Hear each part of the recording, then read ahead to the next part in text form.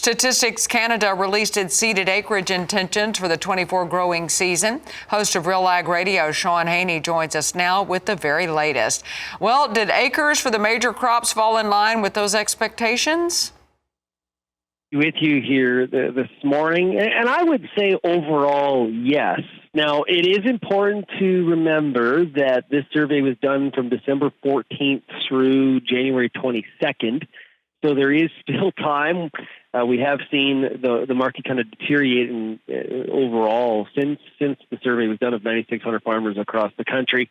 What is expected is, for the most part, corn and bean acres look to be holding steady for 24.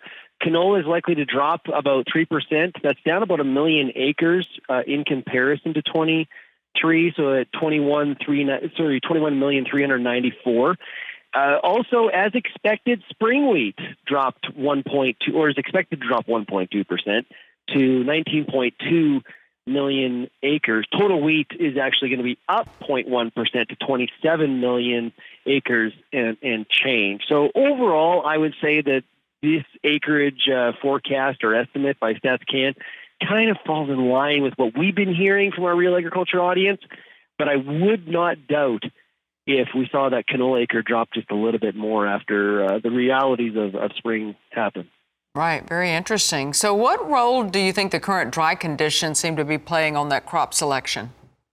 That's factoring into my speculation in terms of canola acres dropping more so than what StatsCan is actually forecasting here. Also, we're seeing some more drought-tolerant or drought-related crops seeing an increase. Durum, for example, is expected to be up 5.1% to 6.3 million acres. Lentils up 4.4% to 3.8 million. And of course, one of the ones that is expected to increase the most is oats. Now, last year was a huge decline, so now we're swinging back the other direction, up 21.6% to just over 3 million acres. And I also should point out one of the most drought-related crops is chickpeas. It's actually forecast to be up 26.8% to 400,000 acres.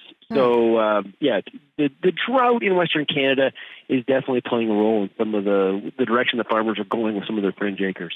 Definitely is. And what about prices? Any evidence of key market prices changing acreage intentions? Yeah, somewhat. There's definitely some optimism for certain pulse crops, like I did mention. I think a lot of farmers that I'm talking to are not very happy with what they see when they work out their profit loss potential statements, their budgets for the year ahead. I think the prices have definitely had an impact when it comes to canola, for example. So you have the drought, plus you have prices have really deteriorated for the canola market. In talking to growers last week in a couple of different speeches I gave in Western Canada, was frequently hearing from growers, I can't make money at these prices today for canola, so I'm going to shift into something that's a little bit less risky given the weather conditions that are in front of us. Now, I would say this, prices for those crops aside, if we get a bunch of spring moisture and there's a bit of a lift there for farmers, I could see some people switching back into canola, but that's a big if given how dry we've been the last 5 or 6 years in parts of Saskatchewan and Alberta. All right, great update. That was host of Real Ag Radio, Sean Haney. Appreciate your time today. In this Real Ag Radio update brought to you by Heads Up Plant Protectants. You can go to headsupst.com for more information on their product line. And you can catch Sean on his show Real Ag Radio, which airs at 4:30 p.m. Eastern weekdays on Rural Radio, Channel 147 on Sirius XM. And we'll talk to him again on Market Day Report tomorrow.